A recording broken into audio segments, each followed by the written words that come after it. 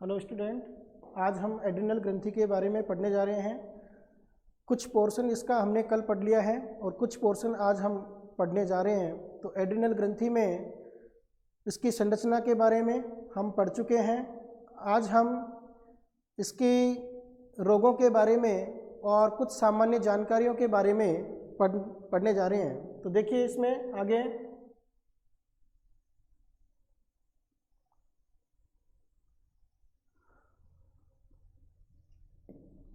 यहाँ पर हम बात करें तो ये हमारी एड्रिनल ग्रंथि है।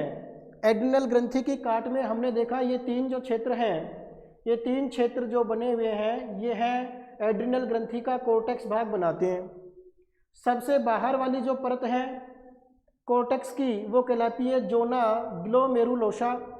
इसके अंदर वाली जो परत है उसका नाम है जोना फेसिकुलेटा और सबसे अंदर वाली जो कोर्टेक्स रीजन की परत है उसका नाम है जोना रेटिकुलेरिस। अर्थात एड्रिनल ग्रंथि में लगभग 80% जो भाग होता है वो कोर्टेक्स वाला भाग होता है, जबकि 20% भाग जो होता है वो मेडुला से बना होता है। इसकी लंबाई, चौड़ाई और मोटाई की बात करें तो एड्रिनल ग्रंथि की लंबाई होती है 5 से 6 सेंटीमीटर और चौड़ाई की अगर बात की जाए तो ये होती है लगभग 3 सेंटीमीटर। मोटाई की बात की जाए तो मोटाई होती है 1 सेंटीमीटर। इस प्रकार से ये एड्रिनल ग्रंथि की सामान्य जानकारी है। लंबाई, चौड़ाई, मोटाई और बात करें तो इसका जो वज़न होता है, वज़न कितना होता है? लगभग 5 से 6 ग्राम।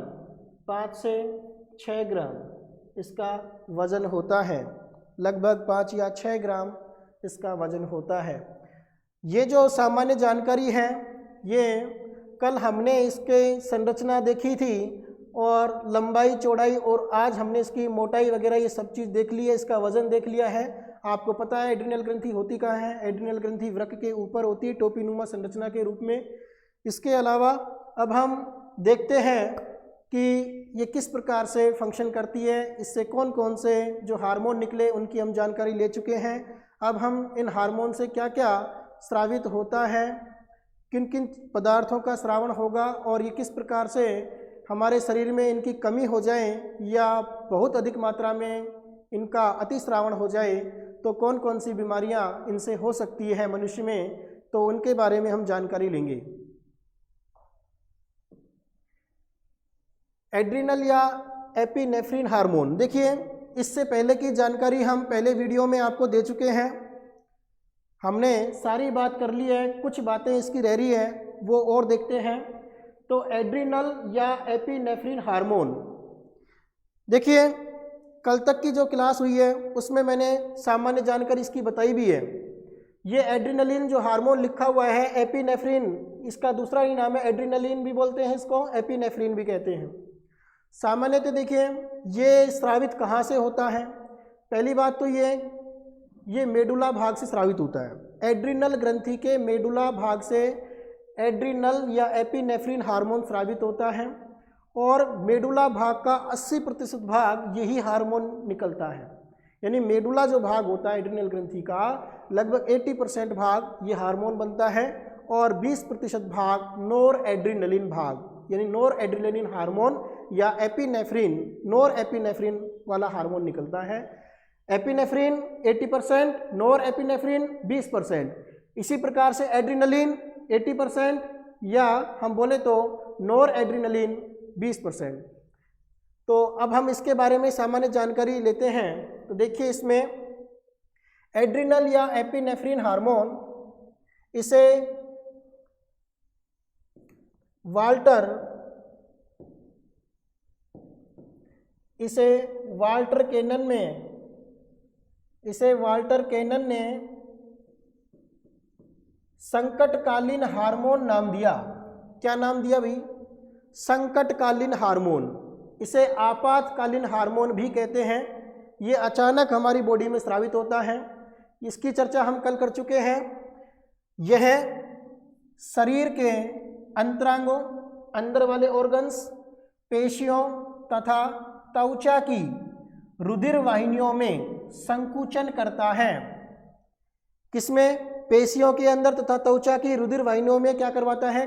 कॉन्ट्रैक्शन करवाता है, संकुचन पैदा करवाता है। कौन? Adrenaline hormone. नेत्रों की पुतलियों को यह हार्मोन फैला देता है। नेत्रों की पुतलियों को, पुतली आप सब जानते हो, नेत्र में पुतली वाला भाग, उसको फैलाने का काम भी ये करता है। तथा इसके प्रभाव में रोंगटे खड़े हो जाते हैं। रोंगटे खड़े हो जाते हैं। यह बालों की इरेक्टर पाइली पेशी को, बाल के अंदर जो पेशियां हैं, इरेक्टर पाइली पेशी को संकुचित करता है, जिससे बाल खड़े हो जाते हैं। तो ध्यान रखना, ये जो फंक्शन आपको दिख रहा है, नेत्रों की पुतलियों को यह हार्मोन फैला देता है, इसके प्रभाव में रोंगटे खड़े हो जाते हैं। तो रोंगटे खड़े करने के लिए इरेक्टर पाइली पेशी जिम्मेदार होती है। इसमें संकुचन होता है, जिसके कारण ये एक प्रकार से क्रिया करती है और बाल खड़े हो जाते हैं। इस हार्मोन के प्रभाव से रक्त में थक्का जमने का समय घट जाता है। यानी सामान्यतः थक्का जो बनता है वो 2 से 3 मिनट में लगभग बन जाता है। तो इसके प्रभाव से थक्का जल्दी जम जाता है, यानी कि इस हार्मोन के प्रभाव से रक्त में थक्का जमने का समय क्या हो जाता है? घट जाता है। नेक्स्ट हम बात करें तो देखिए, नॉर एड्रेनलिन या नॉर एपिनेफ्रिन हार्मोन। देखो, इससे पहले जो हमने हार्मोन देखा वो एड्रेनलिन था, जिसको मैंने संकटकालीन हार्मोन की संज्ञा दी, क्योंकि आपातकाल, यानी एक तरह से कल की क्लास में मैंने बोला था 3F की संज्ञा दी गई है, फियर, फाइट एंड फ्लाइट। यानी एक प्रकार से डर के समय, लड़ाई के समय और भागते समय अचानक इस हार्मोन का सिक्रेशन होता है, स्रावण होता है और एक संकट से हमें बचाने की पूरी मदद करता है। तो वो हार्मोन है एड्रेनलिन। अब हम बात करते हैं नॉर एड्रेनलिन। किसकी बात करते हैं? नॉर एड्रेनलिन या नॉर एपिनेफ्रिन हार्मोन। देखिए, इस हार्मोन के हम कार्य देखते हैं। यह हार्मोन मेडुला से स्रावित हार्मोन का 20% भाग होता है। अभी मैंने बताया आपको कि मेडुला भाग से 2 हार्मोन रिलीज हो रहे हैं।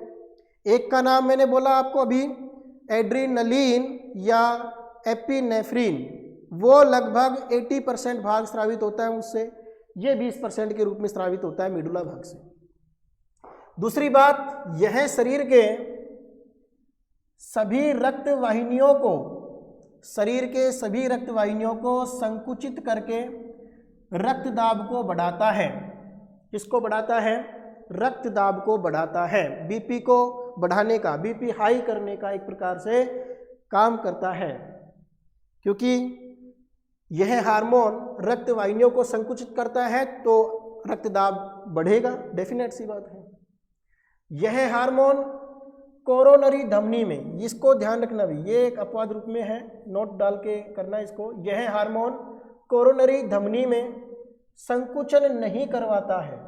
किसमें संकुचन नहीं करवाता है?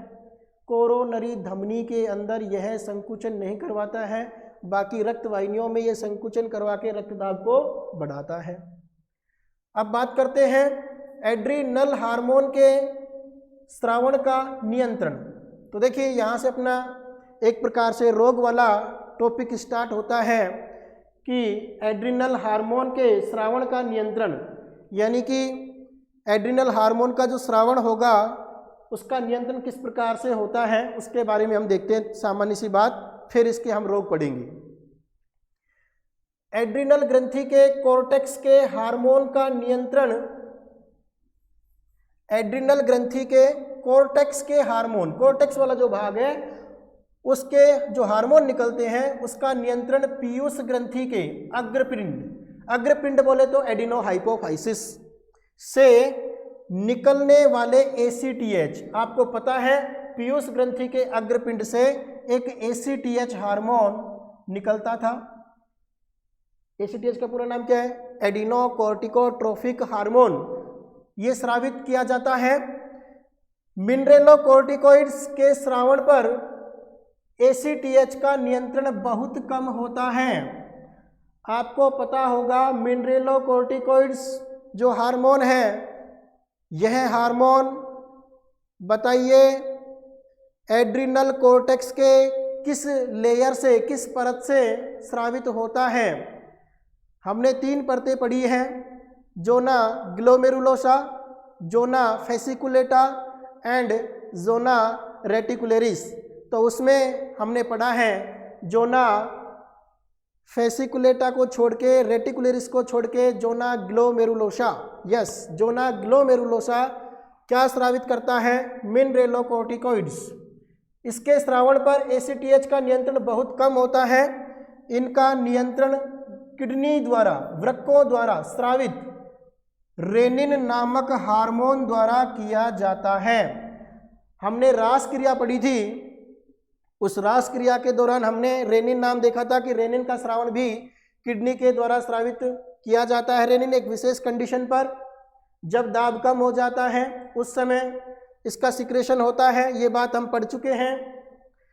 बात करें आगे, एड्रिनल मेडुला के हार्मोन का नियंत्रण पीयूष ग्रंथि के द्वारा नहीं होता है। इसको ध्यान में रखना है, ये नोट करके लिखना है अपने को कि यहाँ पर एड्रिनल मेडुला यानी मेडुला जो भाग है, एड्रिनल मेडुला के हार्मोन का नियंत्रण कौन नहीं करता? पीयूष ग्रंथि के द्वारा नहीं होता है। एड्रिनल मेडुला के हार्मोन के स्रावण का नियंत्रण कौन करता है? फिर पीयूष ग्रंथि नहीं करती तो तंत्रिका तंत्र द्वारा होता है। किसके द्वारा होता है? तंत्रिका तंत्र के द्वारा होता है। इसको आपको दिमाग में रखना है। नेक्स्ट हम बात करें तो यहाँ पर हम देख रहे हैं एड्रिनल ग्रंथि के हार्मोन का अनियमित स्राव 2 प्रकार से होता है। अनियमित स्राव, अनियमित मतलब 2 बातें हैं इसमें, या तो अल्प स्रावण होगा या फिर होगा क्या? अतिस्रावण। तो एड्रिनल ग्रंथि के हार्मोन का अनियंत्रित जो स्राव है वो 2 प्रकार से हो रहा है। एक कहलाता है अल्प श्रावण, एक कहलाता है अतिश्रावण। अल्प का अर्थ होगा कम स्रावित होना और अतिश्रावण का अर्थ हो गया अत्यधिक मात्रा में स्रावित होना। दोनों ही बड़ी घातक कंडीशन होती है। एड्रिनल ग्रंथि से जो हार्मोन बहुत कम निकलते हैं तो वो भी बड़ी नुकसानदायक होती है, और अधिक मात्रा में स्रावित होते हैं तो उससे भी क्या होता है? हमारी बॉडी को नुकसान होता है। तो हम देखते हैं एक एक करके कि क्या होता है अल्प श्रावण से और क्या होता है अतिश्रावण से। तो देखिए यहाँ पे नंबर 1 हम बात करते हैं अल्प श्रावण। एड्रिनल ग्रंथि के हार्मोन के अल्प श्रावण से क्या होता है? एड्रिनल कोर्टेक्स हार्मोन के अल्प श्रावण से निम्न रोग होते हैं। तो किसकी बात हो रही है? एड्रिनल के कोर्टेक्स भाग की बात हो रही है। एड्रिनल कोर्टेक्स हार्मोन के अल्प श्रावण से निम्न रोग होते हैं। नंबर 1 हम बात करें, नंबर 1 एडिशन का रोग। किसका रोग? एडिशन का रोग। ये एडिशन का रोग, एक साइंटिस्ट था एडिशन जिसने इसके बारे में बताया, तो नाम इसका ही इसके आधार पर रखा गया है, एडिशन का रोग। एड्रिनल ग्रंथि में कॉर्टिकोइड के अल्प श्रावण से, एड्रिनल ग्रंथि में कॉर्टिकोइड के अल्प श्रावण से निर्जलीकरण हो जाता है। निर्जलीकरण का अर्थ होता है पानी की कमी होना। रक्तदाब, आधारीय उपपच्य दर तथा ताप घट जाते हैं। सोडियम तथा जल का उत्सर्जन बढ़ जाता है। हाथों, गर्दन, चेहरे आदि की त्वचा कांस्य वर्ण की हो जाती है। कांस्य बोले तो काली रंग की हो जाती है। तो सामान्यतः देखिए क्या हुआ, अल्प श्रावण से एक रोग होता है। ध्यान रखना आपको, एड्रिनल कोर्टेक्स हार्मोन के अल्प श्रावण से कौन कौन से रोग होते हैं। तो पहली बीमारी हम पढ़ रहे हैं एडिशन का रोग। इसमें क्या हुआ, एड्रिनल ग्रंथि में कोर्टिकोइड्स के अल्प श्रावण से निर्जलीकरण हो जाता है। रक्तदाब, आधारीय उपपच्य दर जिसको मैंने बोला था बीएमआर, तथा ताप घट जाते हैं। सोडियम तथा जल का उत्सर्जन बढ़ जाता है। हाथों, गर्दन, चेहरे आदि की त्वचा कांस्य वर्ण की हो जाती है। तो ये सब किसके प्रभाव से हुआ? एडिशन रोग हुआ। एडिशन रोग का कारण क्या है? एड्रिनल कोर्टेक्स हार्मोन के अल्प श्रावण से ऐसा होता है हमारी बॉडी में। दूसरा क्या है? हाइपोग्लाइसीमिया ये हाइपोग्लाइसीमिया है भाई, हाइपोग्लाइसीमिया। हाइपोग्लाइसीमिया रोग ग्लूकोर्टिकोइड्स की कमी से, ग्लूकोर्टिकोइड्स की कमी से रुधिर में ग्लूकोज की मात्रा कम हो जाती है। ध्यान से देखें, हाइपोग्लाइसीमिया में क्या हुआ, ग्लूकोर्टिकोइड्स की कमी से रुधिर में, किसके अंदर, हमारे ब्लड के अंदर ग्लूकोज की मात्रा कम हो जाती है, ग्लूकोज लेवल कम हो जाता है एवं शरीर का ताप घट जाता है। इस रोग में रोगी की मृत्यु भी हो सकती है। इसलिए एड्रिनल ग्रंथि के हार्मोन जीवन रक्षक हार्मोन कहलाते हैं। हमारी बॉडी में एड्रिनल हार्मोन बहुत मुख्य होता है, क्योंकि इसकी कमी होने पर बहुत सारी समस्याएं हो जाती है। कभी कभी इसकी कमी से इंसान की मृत्यु तक भी हो सकती है, क्योंकि इस समय हमारी ब्लड के अंदर ग्लूकोज की कमी हो जाती है, और जब ग्लूकोज की कमी हो जाती है तो शरीर का तापमान घट जाता है। इसके अलावा आपको पता है रक्त में ग्लूकोज को बढ़ाने के लिए मैंने आपको बताया था एक कार्टिसोल एंजाइम, एक कार्टिसोल हार्मोन होता है जो एक प्रकार से लीवर से ग्लाइकोजन को किस में चेंज करवाता है, ग्लूकोज में। इसके साथ ही साथ आपको पता है लिपिड का भी एक प्रकार से अपघटन करके तो ग्लूकोज बनवाता है, और प्रोटीन का भी एक प्रकार से अपघटन होकर ग्लूकोज बनता है। यानी कि जब रक्त में ग्लूकोज की मात्रा कम हो जाती है तो एक हार्मोन ये इस प्रकार से ग्लूकोज की मात्रा को बढ़ाते हैं, यानी लीवर से ग्लाइकोजन से ग्लूकोज, इसके अलावा वसा के द्वारा लिपिड के अपघटन से और प्रोटीन के अपघटन से ग्लूकोज बनाते हैं। तो ये एक रोग है। नंबर 2, इसका नाम है हाइपोग्लाइसीमिया। पहला था एडिशन रोग, दूसरा है हाइपोग्लाइसीमिया। नेक्स्ट हम बात करें तो देखिए अब बात आती है किसकी, अतिस्रावण। अतिस्रावण का अर्थ होता है कि बहुत अधिक मात्रा में स्रावित होना। जब हमारे शरीर में यह हार्मोन अत्यधिक मात्रा में स्रावित होना शुरू हो जाता है तो कौन कौन सी समस्याएं हमें दिखाई देती हैं कि किन किन रोगों से हमें सामना करना पड़ सकता है, तो उसके बारे में हम अब यहाँ देख रहे हैं। तो देखिए अतिस्रावण, इसके अतिस्रावण से निम्न रोग हो जाते हैं। किसके अतिस्रावण से, एड्रिनल हार्मोन के अतिस्रावण से या कोर्टेक्स हार्मोनों के अतिस्रावण से। तो पहले हम बात करते हैं यहाँ पर कुशिंग का रोग। इस रोग में शरीर चौड़ा हो जाता है, वक्ष भाग में असामान्य स्थानों पर वसा के जमाव से, असामान्य स्थानों पर वक्ष भाग में, किसकी बात हो रही है, वक्ष भाग की। तो वक्ष भाग में असामान्य स्थानों पर वसा के जमाव से शरीर भोंडा हो जाता है, एक तरह से कुरूपता आ जाती है। चेहरे की जो एक प्रकार से एक स्थिति होती है, पोजीशन होती है चेहरे की, एक तरह से विकृति रूप वाला चेहरा बन जाता है असामान्य स्थानों पर वसा के जमाव से, यानी वसा का जमाव अत्यधिक मात्रा में हो जाता है, इसके जमाव से शरीर भोंडा हो जाता है। इसे कुशिंग का रोग कहते हैं। स्त्रियों में चेहरे पर दाढ़ी व मूछ उगाती है, त्वचा व हड्डियों की अनियमित वृद्धि होती है, अर्थात हाइपरग्लाइसीमिया हो जाता है। क्या हो जाता है भी, हाइपरग्लाइसीमिया। देखो वहाँ पर बात किसकी थी, वहाँ पर हमने पढ़ा हाइपोग्लाइसीमिया, वो हाइपोग्लाइसीमिया है यानी कि अल्पस्रावण हाइपोग्लाइसीमिया। ये क्या है, ये हाइपरग्लाइसीमिया है। तो ध्यान रखना, स्त्रियों में चेहरों पर दाढ़ी मूछ उगाती है, त्वचा व हड्डियों की अनियमित वृद्धि हो जाती है, अर्थात हाइपरग्लाइसीमिया हो जाता है। तो ये है किसकी बात, ये बात हम कुशिंग रोग की कर रहे हैं।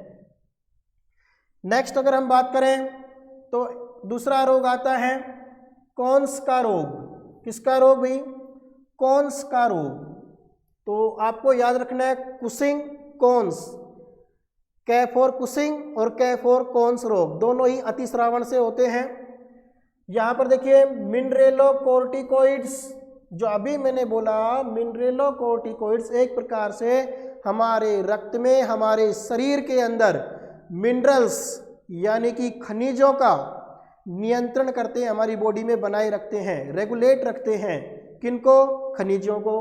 तो ध्यान रखना, यहाँ पर मिनरेलोकोर्टिकोइड्स की अधिकता से, अगर खनिजों की अधिकता हो जाए तो सोडियम तथा पोटेशियम आयनों का, सोडियम व पोटेशियम आयनों का संतुलन बिगड़ जाता है। किसका संतुलन बिगड़ जाता है?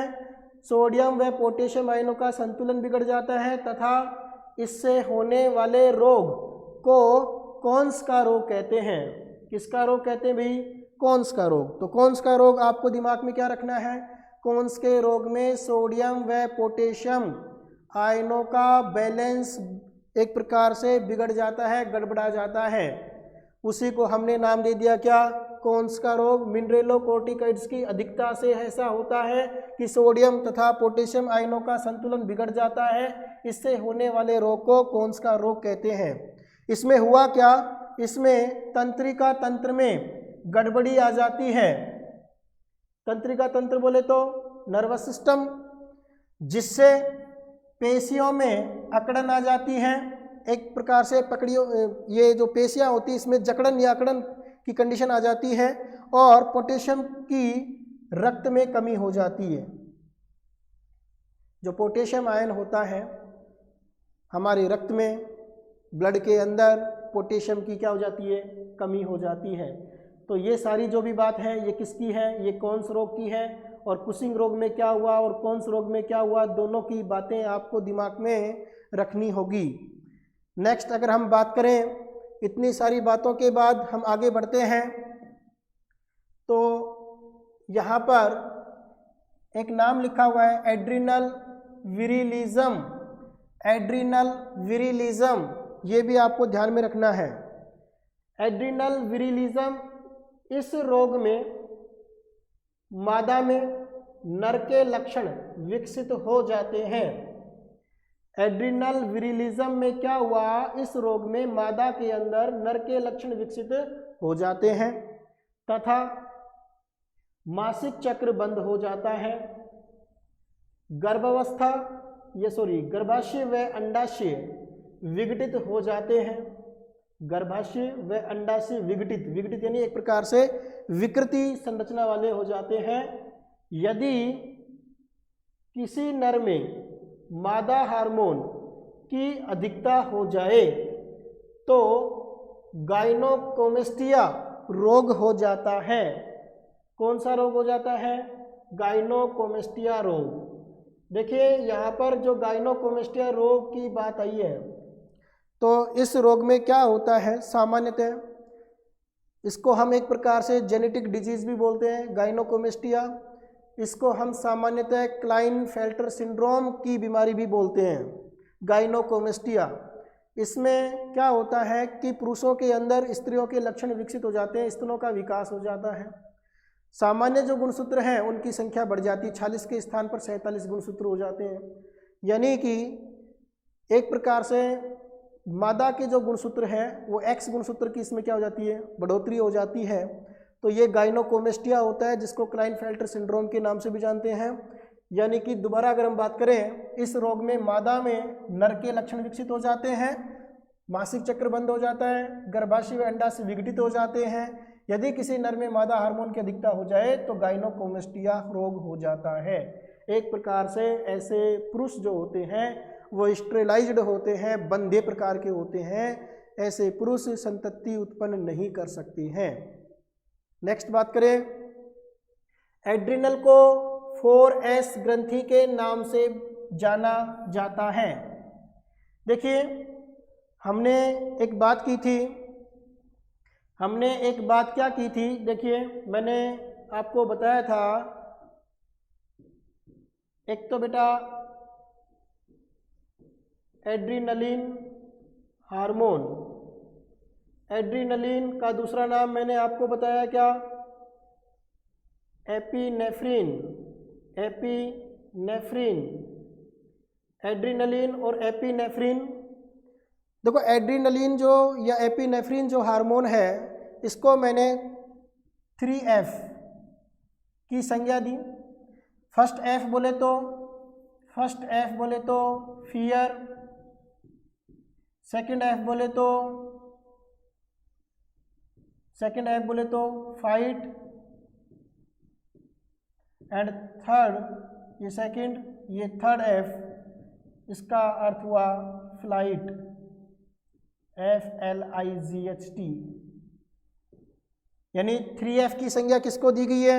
एड्रीनलिन हार्मोन को या एपिनेफ्रिन हार्मोन को, जिसको हमने क्या नाम दिया? संकटकालीन हार्मोन, संकट मोचक हार्मोन या 3F हार्मोन। अब बात किसकी आ रही है? अब बात आ रही है कि एड्रिनल को 4S ग्रंथि के नाम से जाना जाता है। तो यहाँ पर फर्स्ट S बराबर क्या है? Sugar metabolism. शुगर बोले तो शर्करा, मेटाबॉलिज्म बोले तो उपापचय, शर्करा उपापचय। ये शर्करा के स्तर को नियंत्रण करने वाला हार्मोन होता है, क्योंकि हमने किस में पढ़ा है? एक प्रकार से हमने इसको पढ़ा है एड्रिनल कॉर्टेक्स में दूसरी जो लेयर थी, जिसको मैंने बोला जोना फेसिकुलेटा, और जोना फेसिकुलेटा से एक हार्मोन निकला था कार्टिसोल, जो एक प्रकार से रक्त के अंदर ग्लूकोज की मात्रा को बढ़ाता है। तो यहाँ पर शुगर मेटाबॉलिज्म प्रोसेस के नाम से इसको जाना गया। तो फर्स्ट एस की अगर हम बात करें, फर्स्ट एस तो शुगर मेटाबॉलिज्म के कारण इसको 4S नाम दिया गया। दूसरा बात करें कि दूसरा एस क्या है? S for salt. साल्ट बोले तो मिनरल्स, लवण, खनिजों की बात हो रही है। हमारी बॉडी में खनिजों का एक प्रकार से बैलेंसिंग करने का काम किसका है? एड्रिनल का है। तो यहाँ पर एस बराबर साल्ट यानी आयंस। तीसरे अगर हम एस की बात करें तो यहाँ पर एस बराबर क्या है? Sex hormone. और यहाँ पर मैंने आपको बताया था कि सेक्स हार्मोन के लिए आप बताइए एड्रिनल ग्रंथि में कॉर्टेक्स का कौन सा लेयर, कौन सी परत एक प्रकार से सेक्स हार्मोन बनाने का काम करती है?